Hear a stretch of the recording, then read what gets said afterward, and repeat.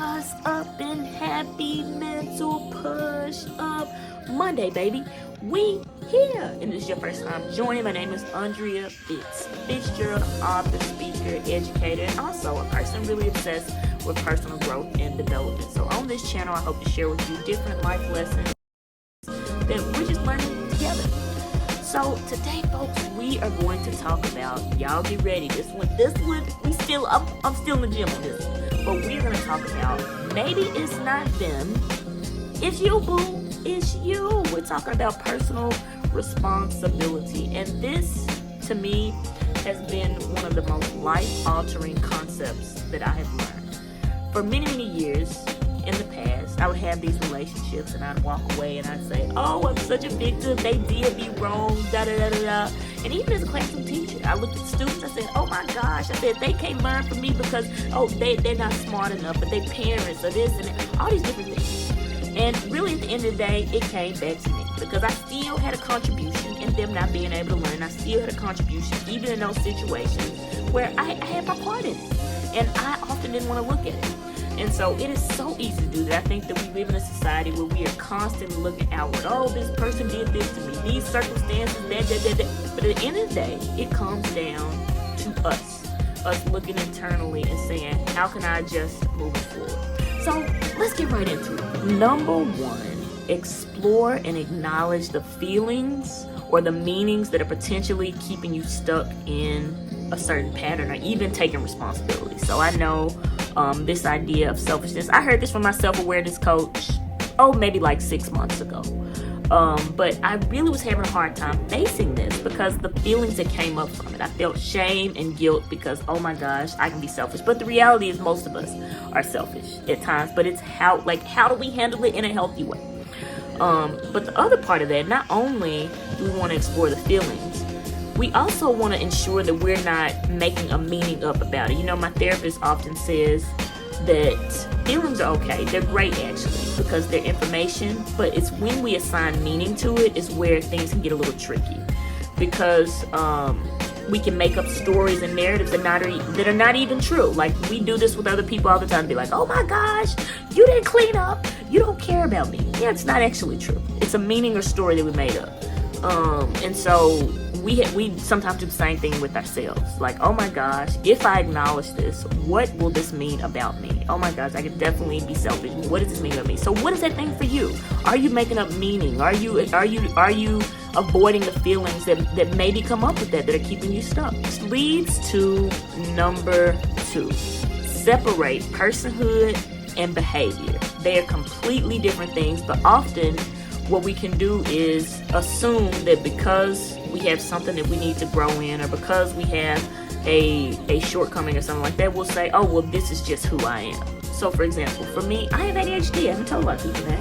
But I forget things. And oftentimes, inside, I feel so much shame and guilt when I forget things. And so what I have to do is tease out that behavior. I can change that behavior of forgetting. I was like, I have to be more intentional. I have to write that down. But if I go into the tailspin of I'm unreliable, why can't anyone trust me, all these different things, that's not true.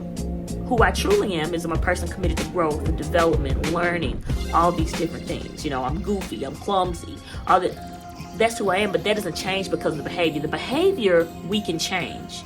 But when we go into the tailspin of who I am and this and going on the downward spiral, it's really hard to pick ourselves back up. So focus on the behavior, not who you are as a person. And number 3, you are not a victim of circumstances or people. I think this one's a little bit challenging because blaming is so easy. We can look at other people, we can say this happened, that's why, but it's actually just not true. It's because blaming, what it does, just like complaining, it's great because we don't have to do anything about it. But when you take ownership and you take responsibility, that it gives you back the power. You know, it makes me think of a quote by Will Smith, and he said, it's not our fault that things happen to us. It's not our fault that people do stuff. But he said, it's damn sure our responsibility to heal, learn, and grow from it. We get to decide on that. It's so much power in that. Now, this is just an added bonus right here.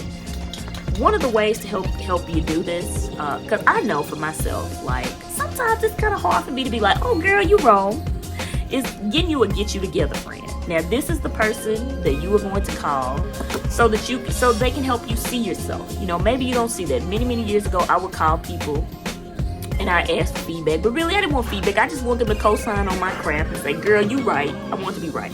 But now I really love to, like, if I need to see an alternate perspective, help me see the other person's side, help me challenge me to grow here. It's not always comfortable, but you want someone to tell you about yourself. You know, as I say, feedback is the breakfast of champions.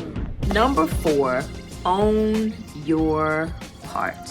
Now, one of the things that I learned from relationship school was that whenever there's a disagreement between people, everyone has a part. We are contributing in some way. As much as you want to say, it's all your fault. Oh no, friends, I hate to tell you, that ain't the truth. We all have a contribution to it. So this is not the blame game. I'm going to sit and feel horrible about myself. This is what behaviors, going back to that personhood and behavior, have contributed to this situation. And so here's a prime example. I used to get so obsessed. Like, don't talk to me like that. Don't say to me like that. And so, shout out to my get you together friend one day. Shout out to you, Ike. She said, you know that people usually get upset when they've said it like 8 times. So I started paying attention to it. She was right. Because she said it kindly and nicely so many times. I mean, oh my gosh, can you please do this? Can you please? She's been so polite about it. The 8th time, it's going to be some frustration there. So I had to look at my part was, I probably need to be a better listener. Because when I listen, I get I get less heat. So just some of those things, being aware of how you are contributing to circumstances and situations. Because it's not always the other person, it's not other circumstances. We have a contribution. What behaviors are contributing to that? So take some time to reflect on that. Now, another layer of this, if you want to really help see your part, what I often do is, if I'm looking at what someone else is doing and I'm having a hard time seeing my part, I will say, if I spot it, I got it somewhere, right? So if I'm looking at what someone else is doing, oh, they're not doing this, then I ask myself, oh, how do I do that in my own life? How do I do that? So it may not be in the same way, but in some way I do it. So that is something that I often do to kind of help me kind of see my contribution in my part. Last one here is take a small step to self-correct. So this is not about changing behaviors overnight. This is, what is that one to two small things that I'm going to do to make it better? So for instance, I told you in the beginning of the video, self-absorption. And when I get focused, I don't give a crap about people. My empathy level is like at a negative 500 when I got things to do. So the 1 to 2 small things I do that I'm doing is I'm being very intentional about my time. I gotta follow the system, we still a work in progress, but that's the one thing that I know that if I follow my time blocks, then I'm able to be more present, and the lack of empathy is not so much there because I'm fully present and the things that I need to knock out for myself are already done. So that's one thing. And then the other thing is processing time. I know that at times, like, if I just react, it's not going to go well. But if I have time to really sit and think about, like, how am I really feeling inside, what's going on, but also understand where someone else is coming from and the impact of my behaviors, I make better decisions. So those are the 2 small things for me. But what are those 2 small things for you? What are those, maybe one thing for you?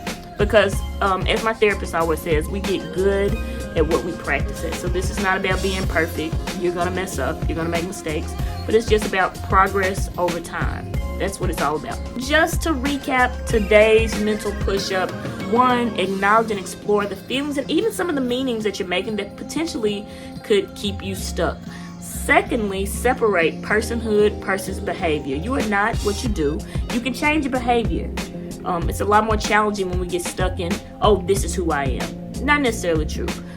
Number 3, you are not a victim of circumstances. If you don't like your truth, change it. And number 4, own your part. It's not about blaming, but it's about what is my contribution to this situation or this circumstance. And then lastly, what are 1 to 2 small actions that I can take to self-correct this? What can I do there? So thank you all for tuning in this week. Get out there this week and do those mental push-ups. And hey, own your part this week. And I want you to comment below. I want to hear, what are you going to own within yourself this week? And if you know somebody you're like, oh my gosh, this would really help them, share, subscribe, like, all of that. And as I always say, this week, be bold, be brave, and most importantly, friends, be you. And I'm out.